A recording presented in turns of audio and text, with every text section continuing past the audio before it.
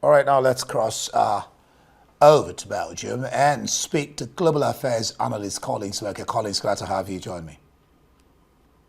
Thank you, indeed. Thank you for having me. Yeah, what does this say about the ability of Ukraine to continue to execute this war? 221 drones sent into Russia. Russia says it intercepted half. Well, indeed, a troubled world, isn't it? It is. Well, the three incidents, the three episodes that you have highlighted tell us that in geopolitics, power is never exercised in one dimension. Now, it can be military, it can be economic, or even diplomatic. Sometimes all three of them at the same time.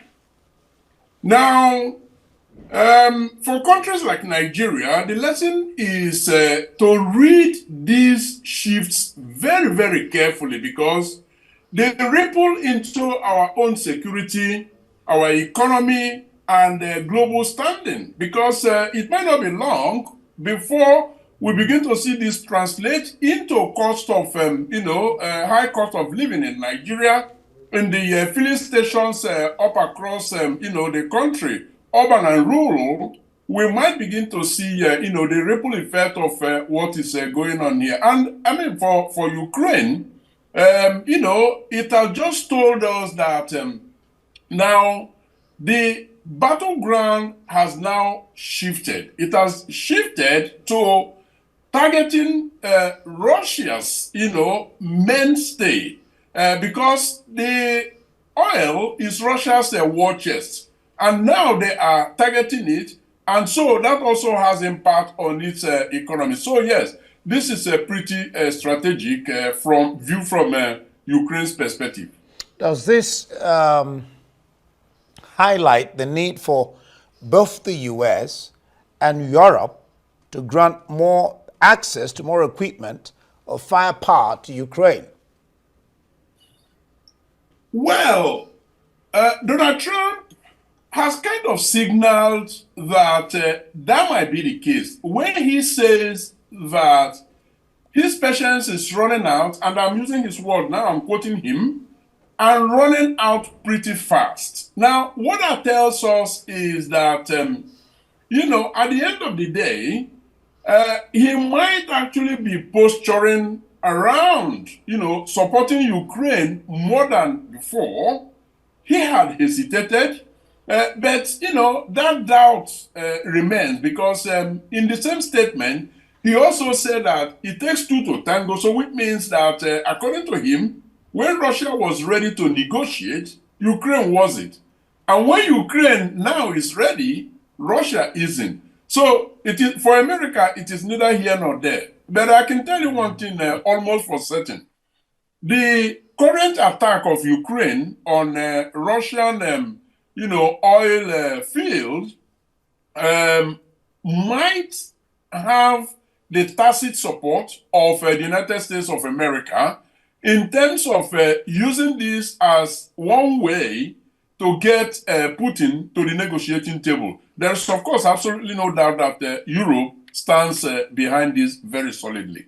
Well, Russia has said it puts the question of negotiations on hold if they were trying to get him to do that. How will this impact Russia's maritime activities, seeing that this is a crucial hub for Russia's maritime activities? Yes, it does affect it quite consequentially because let's not forget that,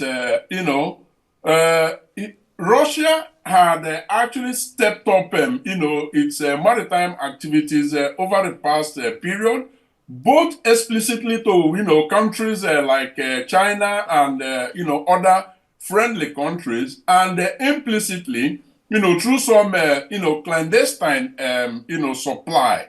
So, yes, this attack, it might not be, it's certainly not one that actually deals, a dead blow to Russia, but indeed is going to, affect supply and the general maritime activities is going to be obviously disrupted as a consequence of, the Ukrainian attack.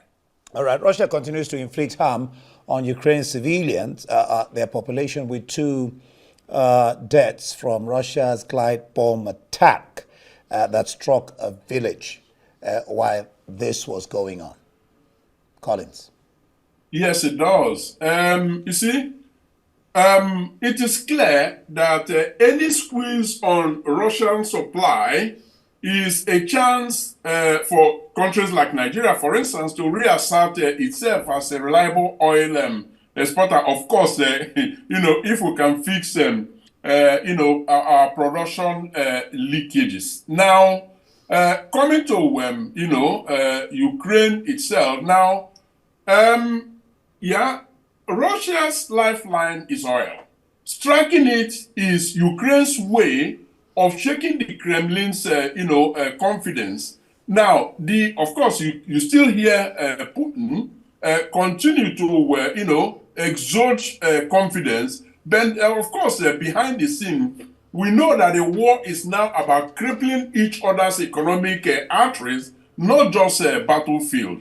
And so, yes, this is a major cause for concern. But you can be rest assured that, Russia is regrouping, re-strategizing, and we might, hear some very bad news, pretty soon.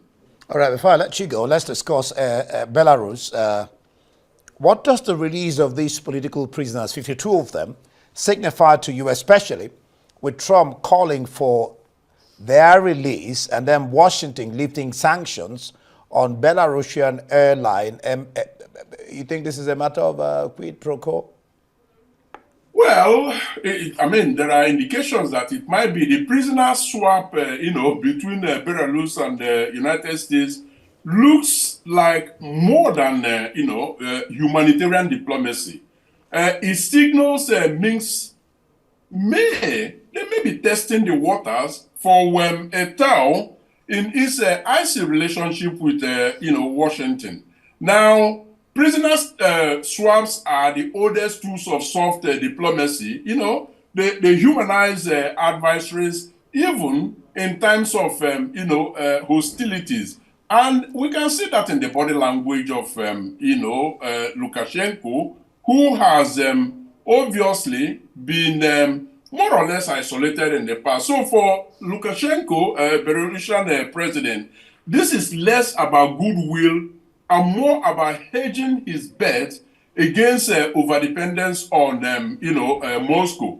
Belarus is testing diplomacy with Washington, obviously. And, I always like to bring these things home because for Nigeria, what they can learn from this, is that even small gestures can reset relations when interests align. Now, Belarusian interests and that of the United States align in this instance, and through such a gesture, you can see that there will be an emergence of a reset in their soured relationship. All right, thank you so much.